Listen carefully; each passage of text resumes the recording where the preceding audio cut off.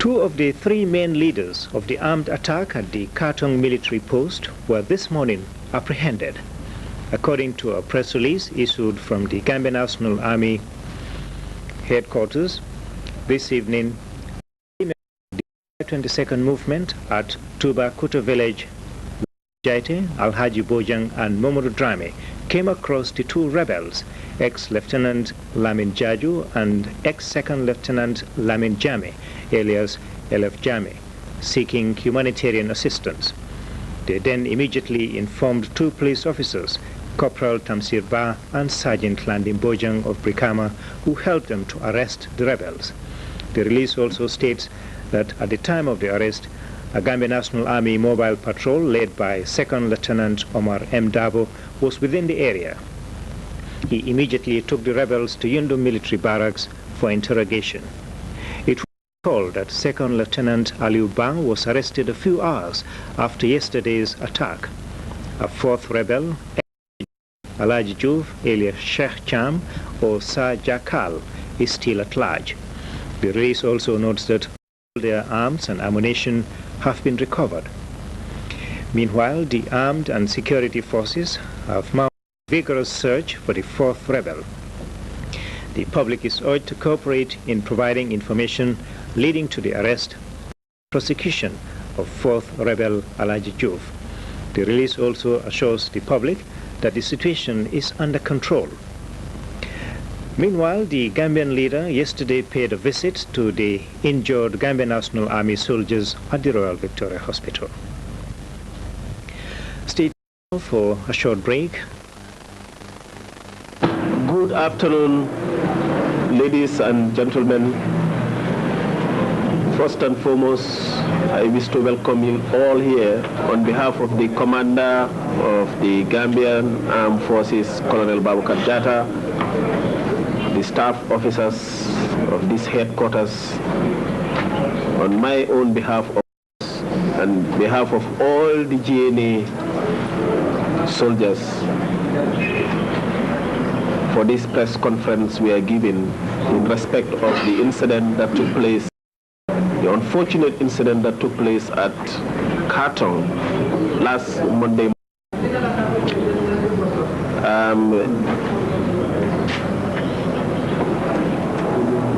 Having with me here today members of this panel who would try to help you as much with information regarding to this situation. On my right, I have Superintendent Jatta Balde, who is involved in the investigation since we started arresting these guys, these men. He is with the police, of course. I also have Mrs. Fatu Jahumpa, who is the Director of Press and Public Relations President's Office. On my immediate left here, I have Lieutenant Colonel Momodu Baji, who is the Principal Staff Officer here, responsible for the admin and quartermaster of the whole Gambian Armed Forces. I also have Superintendent Pambai, who is of course the head of the team from the police.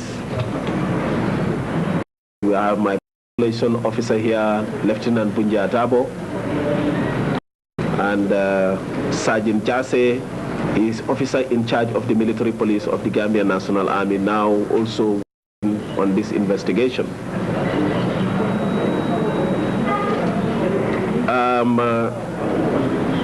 Down on my far right, sitting are the captured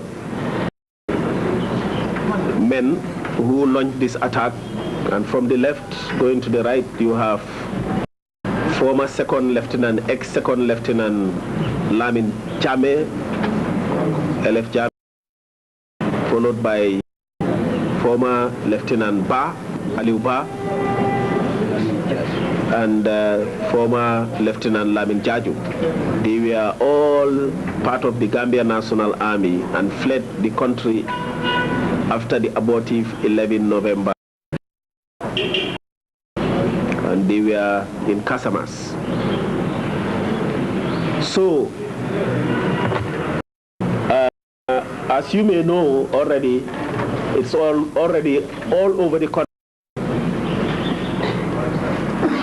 that these three men here, there was a fourth person, and we are still looking for him. We don't even know whether he's dead or alive, because there were volleys of shots that separated him from the two, Lamin Jaju and Jame, day before yesterday. He may be somewhere, we don't know. But what we understand is he's still at large. He should have been the fourth person to complete the team that attacked Katong camp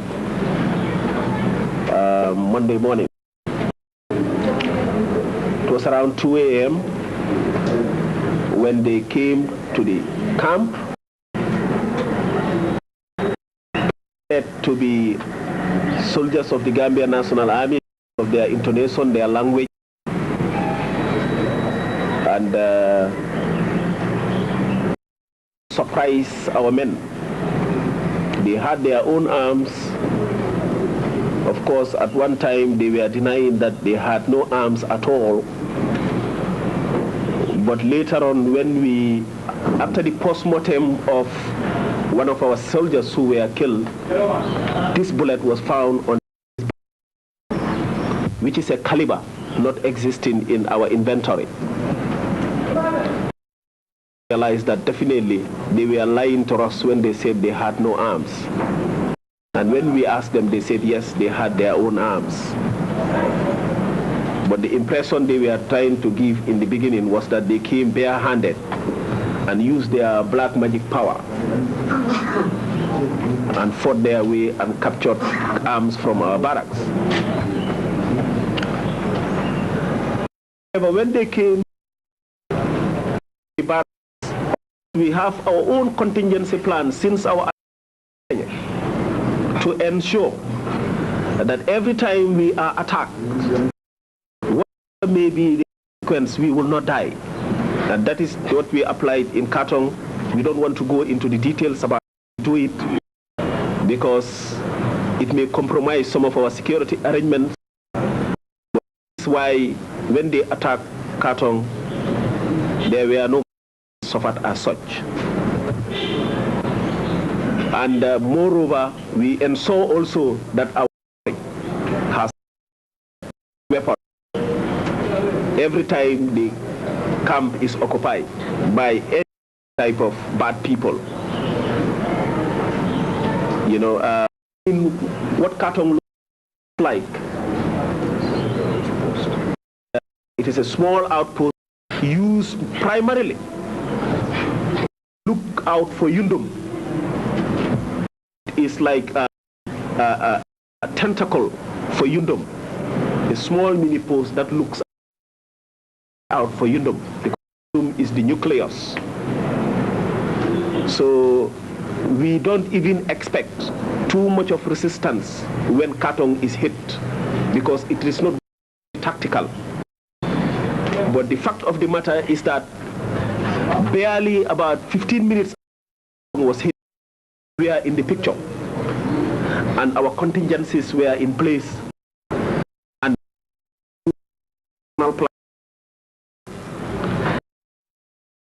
could be contained within the limits of Katong and not further than that.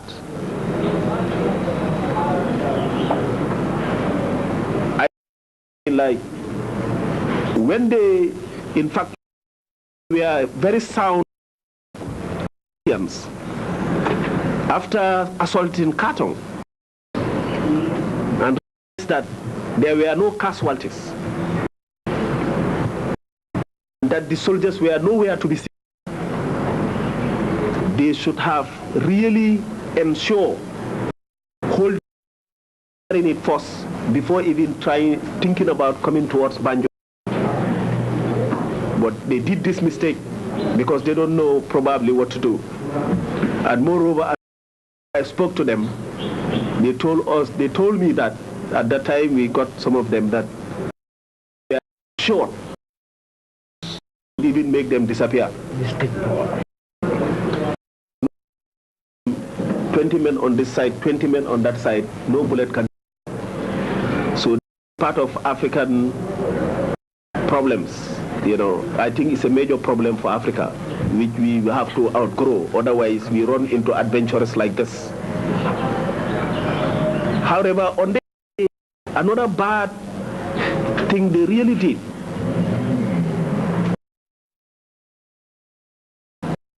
and took lands and used it as in really does not agree with ambulance being used in any for armed insurrection or for camouflage, and that is what they use the ambulance, flashing their lights, people meeting them thinking that they were carrying probably a sick person when they were carrying all these weapons and arms they found in the ammo carton.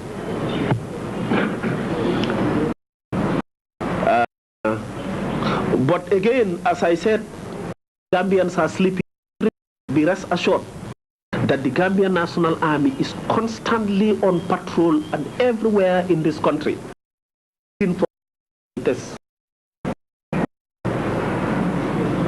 Recently, did not know, but about 3 days ago or 4 days ago, this was on Thursday, I think, Jululung was attacked. You probably have heard about it over BBC. Jululung was attacked. We did not know Jululung, so we were for attackers. And if they had missed the first contact they had with this patrol, they would have met the second contact, because this patrol didn't know when they that they are bad stored ambulance, and they debated themselves for a while they should even stop it or not. But insisted that they should check the ambulance. It was taking an unusual route. You know, this was, of course, Kebe was the patrol commander.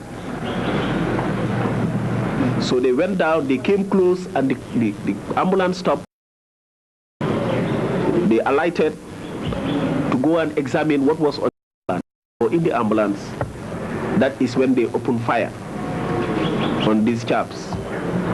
And they killed Private Bakari Sise immediately at that spot. And Lance Corporal Keba Drame, injury in the head. He is still in a serious state of coma. We don't even know whether he will survive or not. Now, before, you know, like you can imagine, there has never been a time in this country when a patrol was just in the process of doing their job was ever fired at. So you can imagine the boys, our men, when they just got out and they started seeing that their men are just being cut down. But they also reacted and responded with their firepower.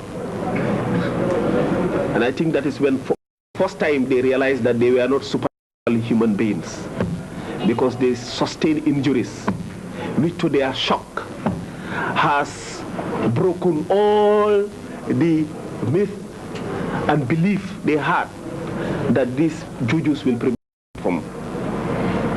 That's when Ba sustained his injury. He ran and they against a fire, they jump and our men maintained sustained firing until they almost finished their rounds.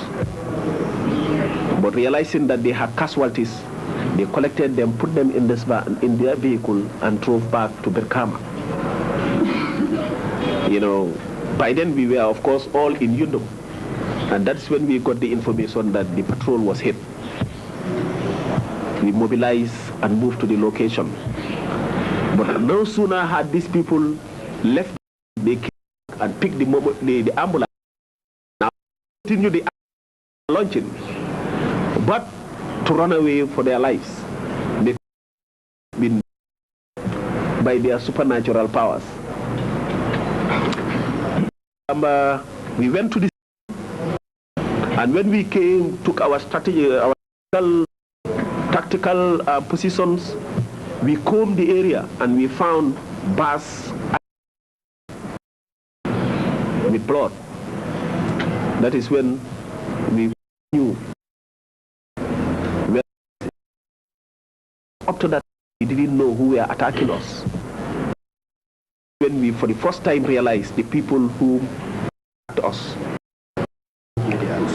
We trailed blood. This was around Jambajeli and Sanyang area, of course, between. We trailed the blood that was dripping, coming off out of him. Sure, had some stains. That is when we also realized that he was injured.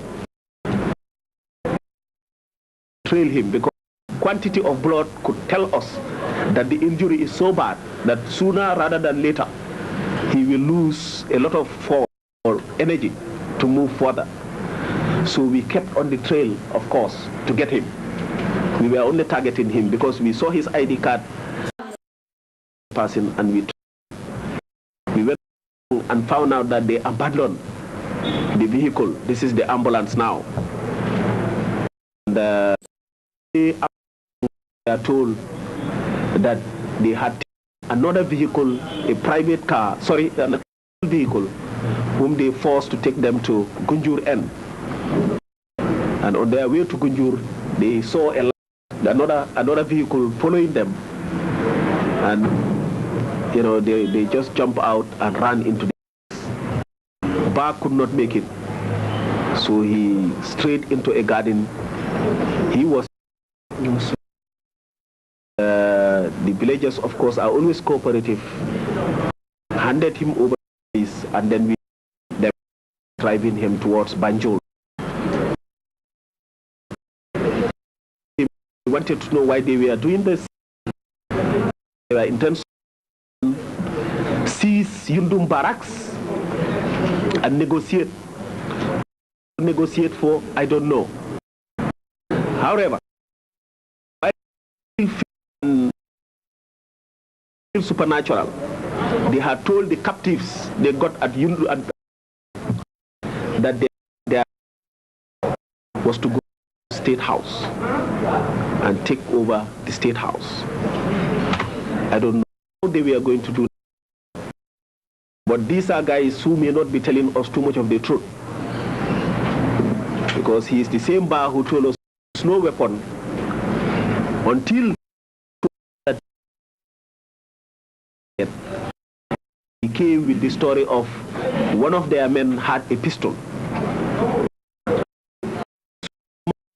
The man who had the pistol was who is large. We are not surprised. The story is not yet consistent on their side. But as I said, we're investigating, and I'm sure we will go to the root of the problem at the end of the process in this whole matter. Was, of course, in respect of our advisors. We are the executors, but from the army who at the time of the event also took direct advice Commander-in-Chief Colonel A.J.J. Jame. He gave us directives on our deployment.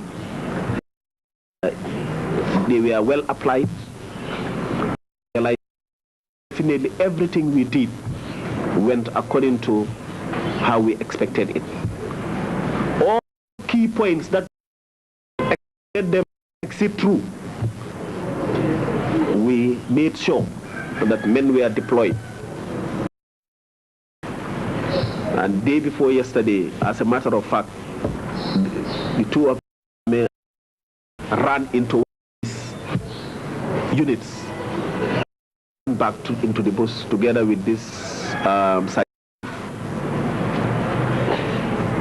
Also, I want to thank our counterparts whom we were throughout in contact.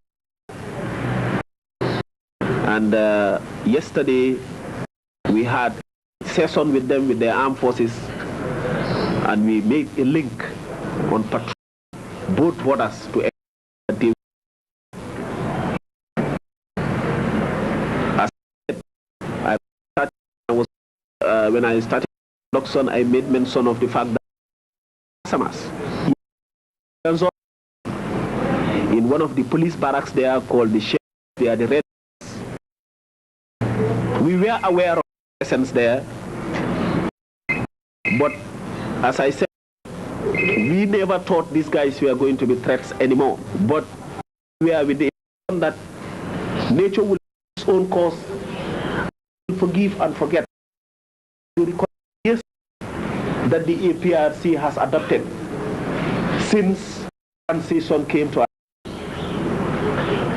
But to think that these people will really plan to come and do such a bad thing on an idea so outrageous that they were supernatural humans who could disappear and come and shoot people and shut up. Definitely something.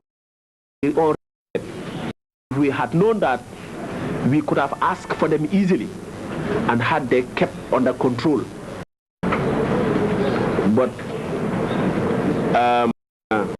I think this is a lesson to all of us, and we are doing our homework as much as possible to ensure that this is not going to happen in this country again.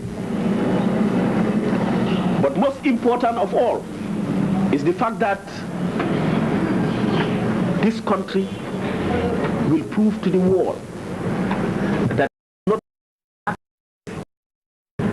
for any of us, for any Tom, Dick, Harry, intention in easily and try to destabilize. I have said it 2 days ago at the Gambia TV. We are ready for anything to ensure that this country lives in a spirit of harmony, good work and development. Anybody who thinks that you can come in a line different, welcome home. Our guys are ready. We are ready for you. I will take a break and invite Colonel Baji to also throw some light over the general situation that I may have missed in my narration. And after that, of course, we'll have this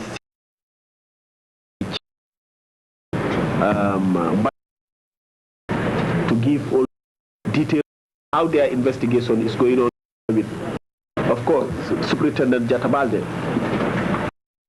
If you can help. Thank you very much, Colonel Sar.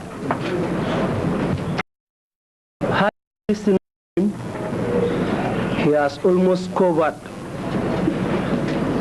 and narrated that is that there should be any alliance.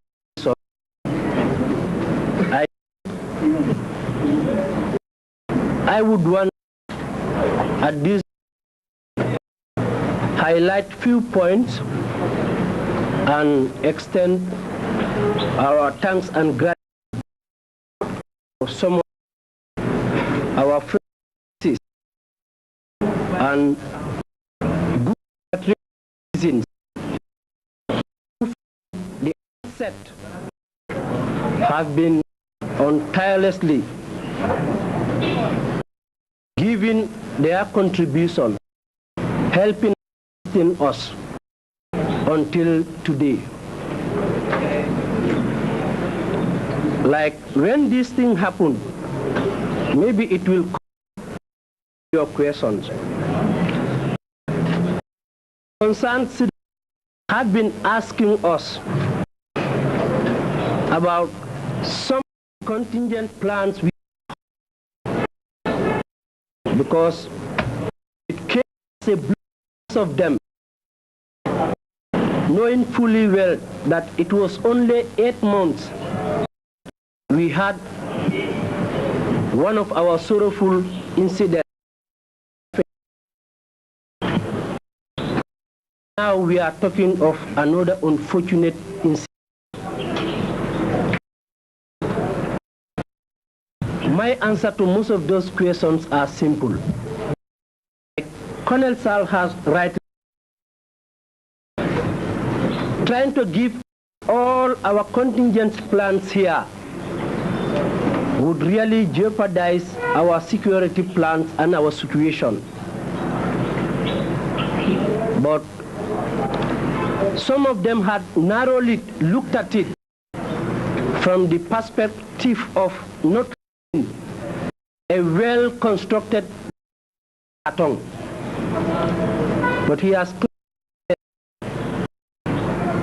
that Benson made camp that can stand and fight on its own. And if we clarify that point, we are not saying that if Katong is, they are going to run like dogs mad and come to Yundum. That is not it. What I say is that Katong is just like a surveillance point. We'll be looking out for whatever is happening around the southern bank, so that when there is any problem, whoever is in charge will have to use his initiative, assess the situation, and come up with a plan. If the number is such that he can contain it without help, he would act on that. But if they need to withdraw and ask for support, it will all depend on his own initiative and decision. But all I know is, as he has, so I don't think the National Army today, as men of the army, irrespective of their postings, whether small camp posts like Katong or Yundum, I don't think we are thinking of surrendering to any attack. We did not fence or fortified Katong, but that doesn't mean we have not learned our lessons. Taking contingent plans could be different. Like one of the main ones we are taking is these patrols. And I think he has revealed that it was not meant to take the cat out of the bag. Be it Suku, the Kamas route, and even in the province. I think these are the plans that we have, which we can obviously reveal at this point. But there are a lot we are working on. And like I had said the last time, the security of this country, yes, we can say some few members are to do that, namely the armed and the security forces. They are paid only to enforce and implement according to laws, but at the end of the day, the security of the country, we believe and we are convinced, is the responsibility of every patriotic and concerned citizen. And with what had happened with the arrest of the two yesterday, namely ex-Lieutenant Jammeh and ex-Lieutenant Jaju, I think we are convinced that our message has filtered down, because the arrest was initially conducted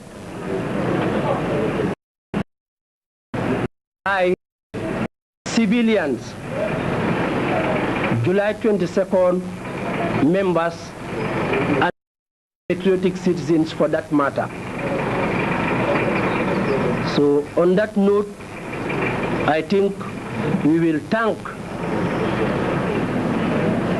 those three members who are just standing behind you.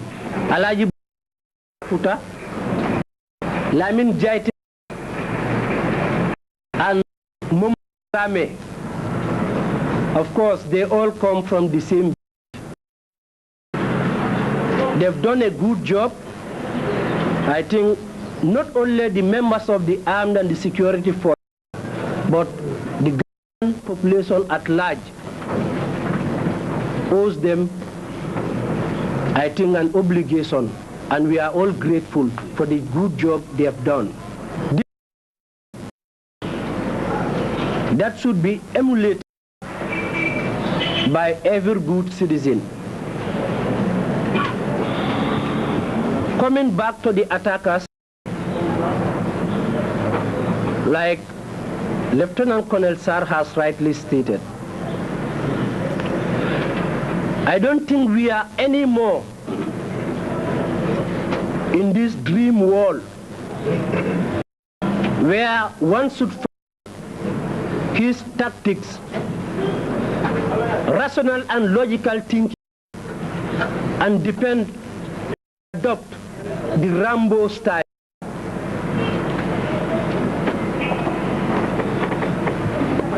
It was a disappointment, of course, to some of us, the whole Gambian people for that matter, that there are still brothers who are thinking, planning to come and disrupt whatever good plans and intention the present government has.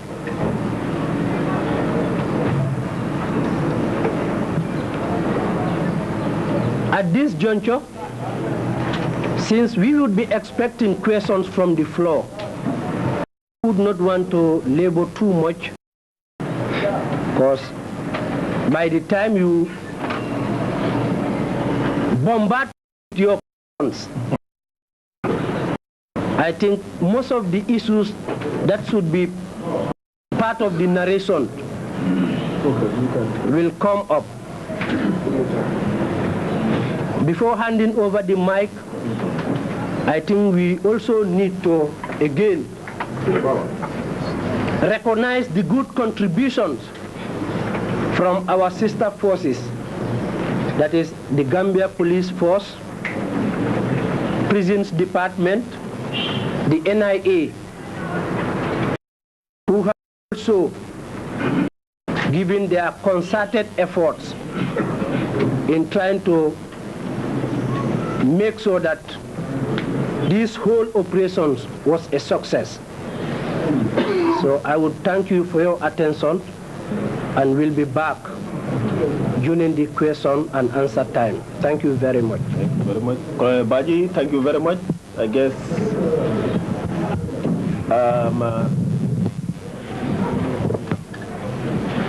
yes, you have said it, I think, a lot and all for that matter. I will now call on Superintendent Bai of the police, head of the police investigating team, to also brief you about what they are doing and what they are planning to do, of course, since this thing happened. So, Mr. Bai. I am the Crime Management Coordinator of the Gambia Police Force, otherwise known as the Commander CID. We are responsible for the investigation of this episode. As you all know, we have a very democratic government, and for that reason, we are treating them like every other criminal who commits a crime.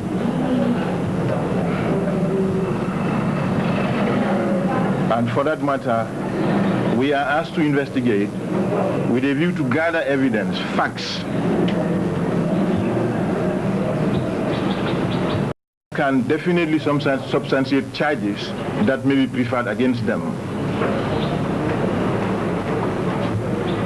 And that being the case, we cannot elaborate deeply on everything that we have done for reasons, for judicial reasons, because that may jeopardize with the investigation. And then we don't want the process, the judicial process, to be at least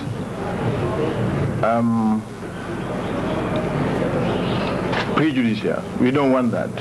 So for that reason, we don't want to elaborate more on what we have gathered or what we intend to do, because telling you what we intend to do might jeopardize with the investigation. And telling you what we have already done, we are giving information to anybody who will take the case in future, and that may prejudice his mind, and this is what we want to avoid. You see, all that I can tell you is from the point of we were able to gather evidence, and the evidence we have so far gathered will no doubt substantiate charges preferred against them.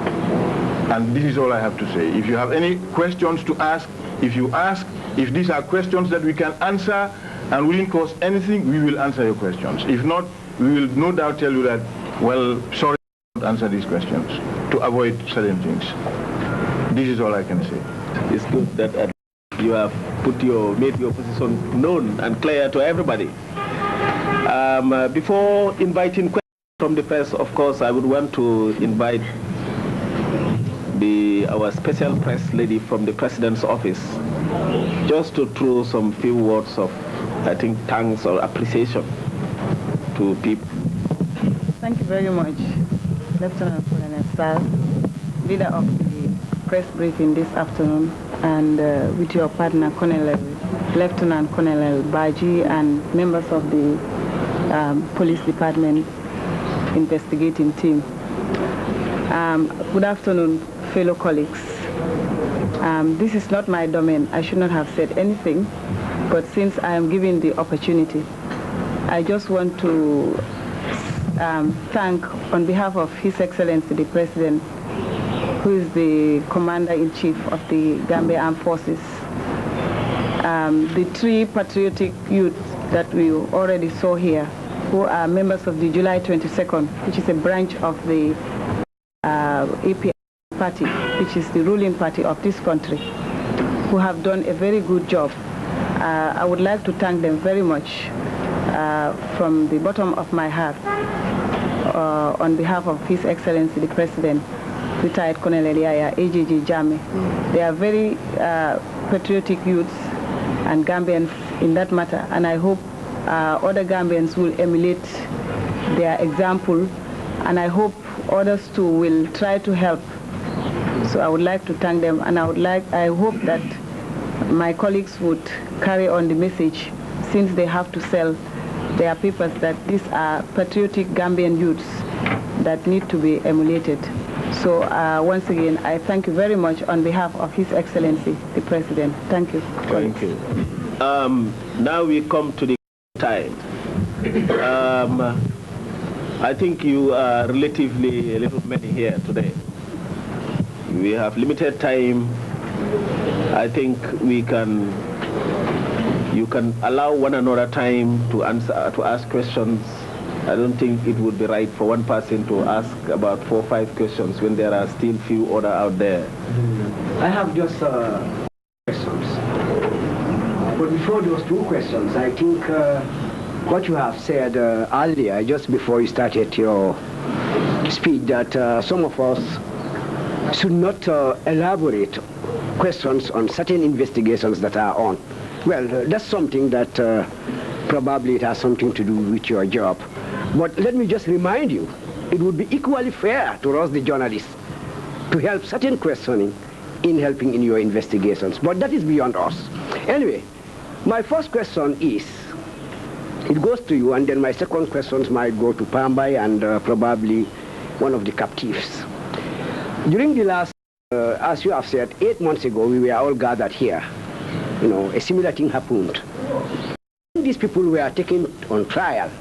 None of the press officers were invited to, to disseminate the hearing procedures of the criminal cases. And is it going to happen the same thing, or is the same thing going to happen on these people? If that is so, why is it necessary then to invite the press here asking certain questions that are being censored? Two, Mr. Mbai, I don't know whether you will be able to answer that question, because you have said you have got so many evidence, to substantiate charges against the captives.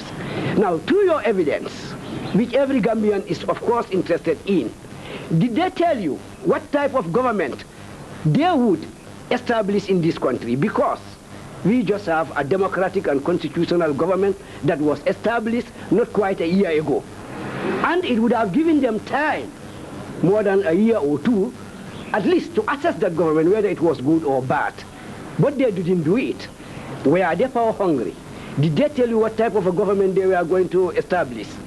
What I'm saying is, are they not satisfied with the present democratic government that we have? If they are not, what did these things show to them? Thank you very much.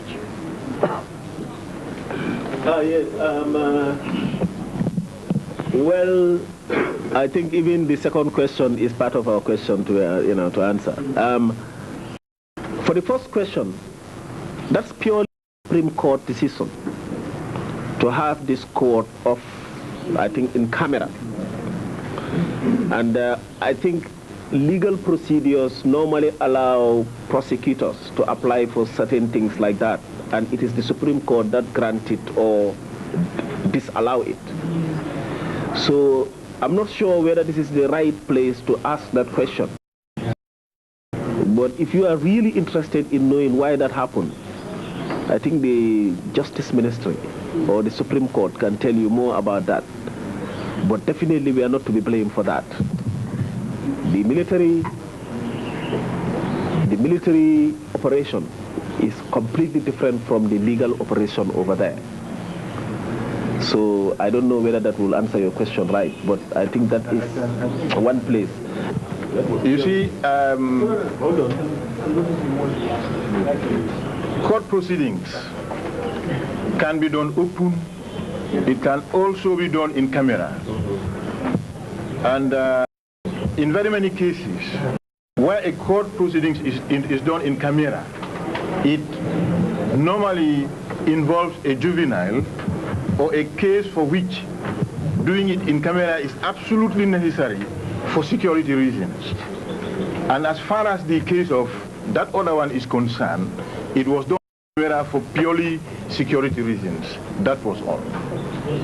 That is, within your evidence that you have gathered, did any of the captives tell you what type of government they were going to establish? Because already we have a democratic and constitutional government. When we first asked them, as I said, when we first asked them their motive for this, Ba, who spoke to me, told me that they wanted to come and capture Yundum and negotiate. What they were going to negotiate for, we are yet to know. But when they were fit and well and not yet captured and they still thought they were supernatural, they told those whom they were close to that they were going straight to the State House. What they were going to do at the State House, we don't know. Anyway, I know if it was to attack the State House, it was a miscalculation. So what they are going to do there, in fact, I think they were just committing suicide. They have not talked about overthrowing government. They have not talked about changing a government. Most likely, with another vibration we are picking from them was they were targeting the prisons, blowing it open, letting loose the prisoners, have a similar situation as we did in Freetown. So there may not have been any motive, because if people can carry juju, they can cross the and land and nobody can see them. They can do anything because they live in a dream world. So that is why I think it's a premature answer to give. They are telling us their motive for doing. because I still think they were a gang of madmen who just didn't even know what they were doing. Thank you very much. Any other question? Yes, Jainama. Good afternoon. I'm Manyangambia TV. I think I've exhausted all my questions, during the course of this thing, yes, during the course of the interview. But you did say at the TV station that you were not certain whether there were only 4 people involved, and you have counted 3. 1 is still missing. Have you been able to get any information as to whether there are others in this thing? There's a bigger force behind it? Yes, I mean, we are still on the investigation. As I said, we have captured 3. 1 is still for the defense. Now account for 4. There will be a larger conspirators in the whole issue, and unless the investigation is complete, we tell you about this. These people were captured yesterday by this time. About yesterday by this time, they are still the fact that they are under control. So probably when they wake up from their slumber of their dream world, they will start revealing to us exactly who was in, what their motives are, and where they were heading to. Sorry if some of our answers are not complete.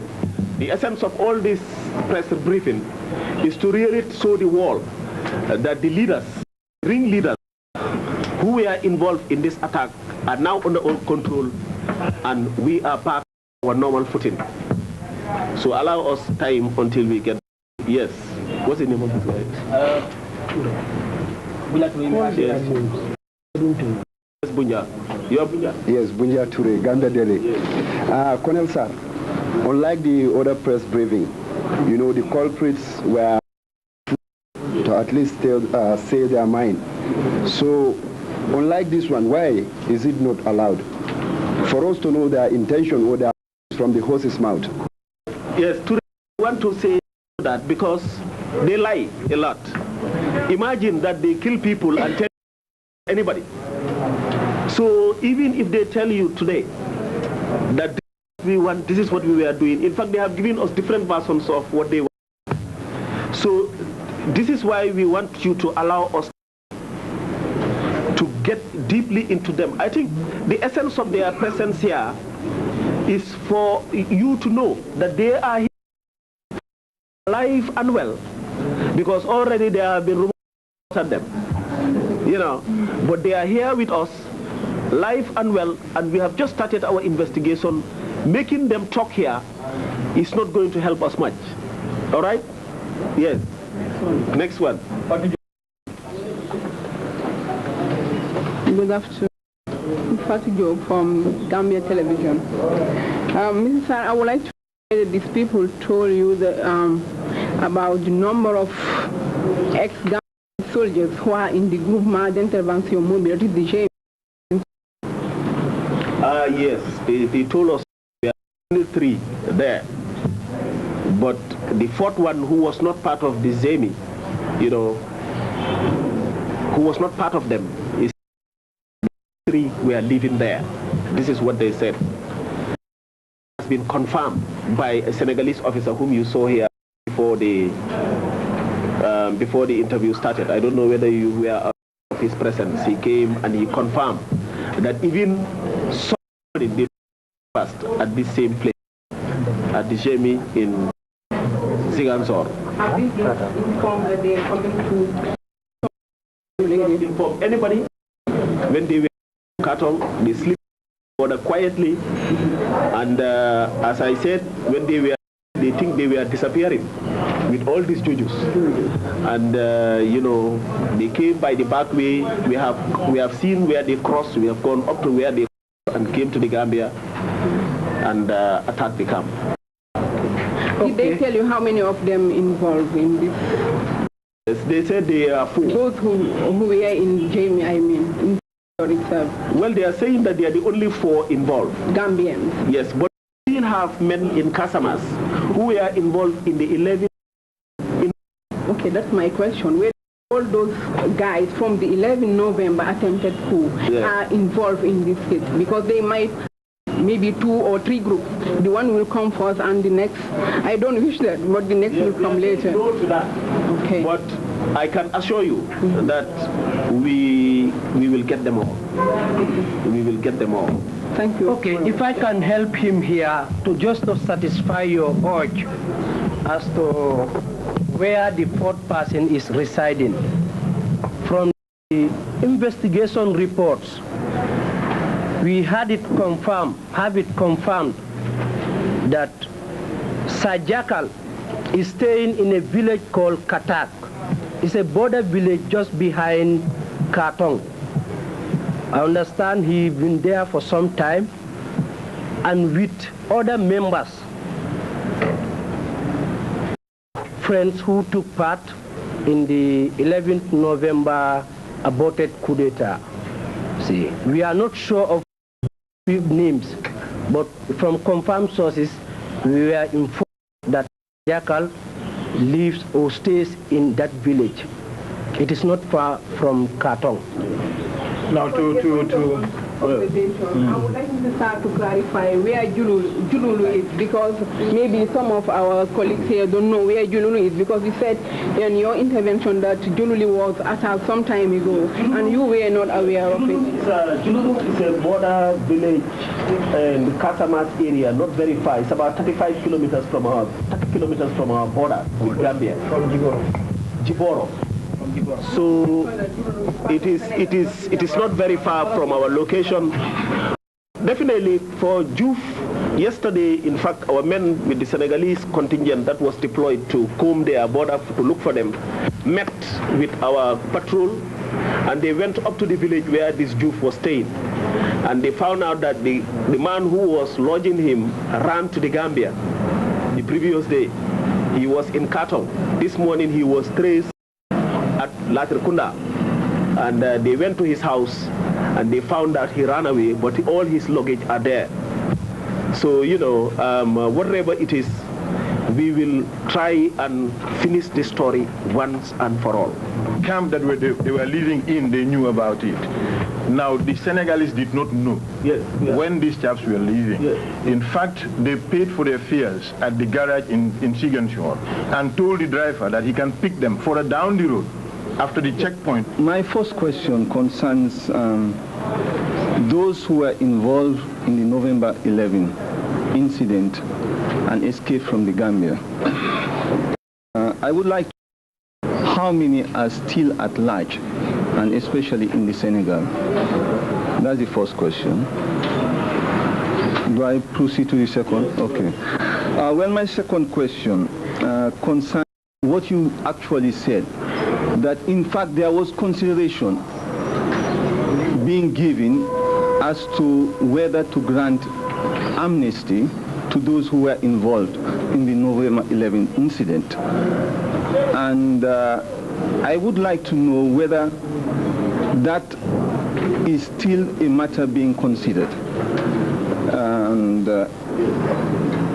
yes, okay, I limit it to that. Unfortunately, you have said that there are certain questions you could not answer given the situation. That's understandable, but then these are the questions I have. 11 November attackers, abortive coup d'etat attackers, after they left this country, form interest groups and splinter groups in Senegal.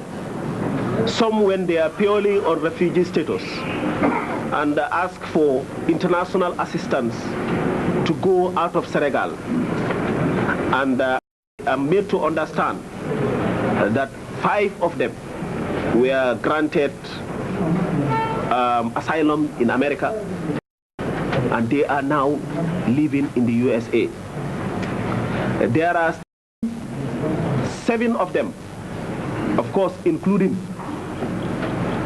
this Juf we are trying to hunt for, who are still in Casamas and Dhaka. But this morning, or since this attack, the Senegalese authorities have now closed all concept about what they felt about these guys, and have assured us that all they need is their names and they are going to get them all, because they thought they harbored people who were harmless and peaceful. But now that they have done this, they have just done nothing but betrayed their trust, and that they will cooperate with us. As I told you, to be very frank, we were not aggressively pursuing their arrest to come back home, because we didn't think they were any more harmful after their experience of 11 November, you know. So we were with the impression, in fact, about 3 weeks ago, one of them walked into the office, Private Mbalo, and came and said, "Sir, hey, I have been running for too long, and I think I am too irresponsible, I'm crazy, I'm here." You know, we took him, interrogated him, and he is still being investigated. Nothing happened to him, he's there with us. You know, if you see people whom you had accused of some ill intention taking this approach, you will definitely have a second thought of trying to get those people pinned down or trying to punish them hard as you may have intended at the initial stage when this thing occurred, right or wrong. Yes, and that is the approach everybody. We are humans. Our hearts have been softened since then, and it was softening. That is why I am not saying that this was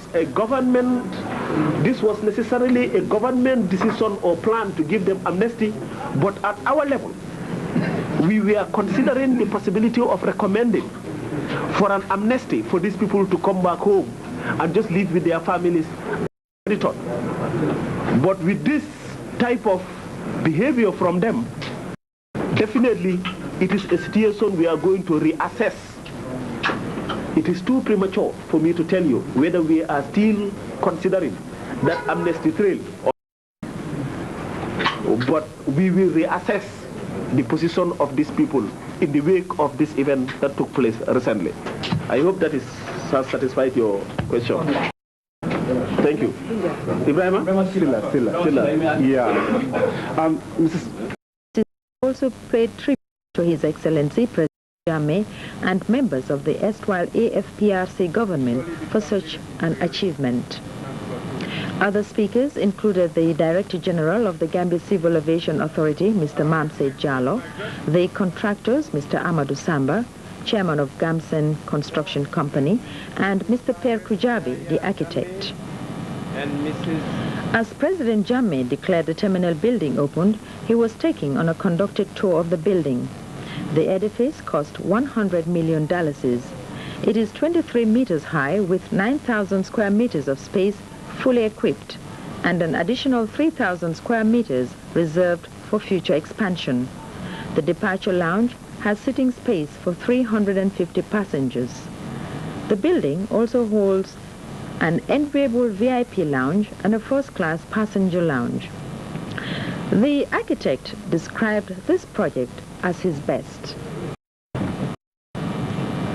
President Jammeh was accompanied by the First Lady, Madam Tutifal Jammeh. Present at the occasion were the Vice President and State Secretary responsible for Women's Affairs, Mrs. Aisatunjai Sidi, Speaker of the National Assembly, Chief Justice, Secretaries of State, the International Civil Aviation Organization Regional Representative, the Senior Representative for the U.S. Federal Aviation Authority, UN agencies representatives, diplomats, religious heads, senior civil servants, commissioners, and other dignitaries, as well as a famous Libyan musical group and members of the July 22nd movement and well-wishers. Nene McDowell, GTV News. The people of this country can now look ahead of President Yahya Jammeh. One particular project many will rightly consider as the national vehicle into the new millennium is the new airport terminal building and its control tower, plus the added improved facilities put in place. One man who has been associated with the project from scratch, and as GTV was taken on a conducted tour, we were dazed at what we saw. This is obviously a masterpiece. The new airport has a huge public concourse where people accompanying friends and relatives or receiving them can wait. Inside the concourse is a small fountain bar, telephones, toilets, and a lounge where people can relax while waiting. Though there is Western touch to the decorations, most of them are African. This African woman carrying the water jar inside this fountain is indeed a common sight in Africa. When the airport starts operating, water will be pouring out continuously from the jar. Large cooking pots are being used as flower pots, and the walls have been decorated with African images. The public halls and upstairs are the only places non-travelers are allowed into.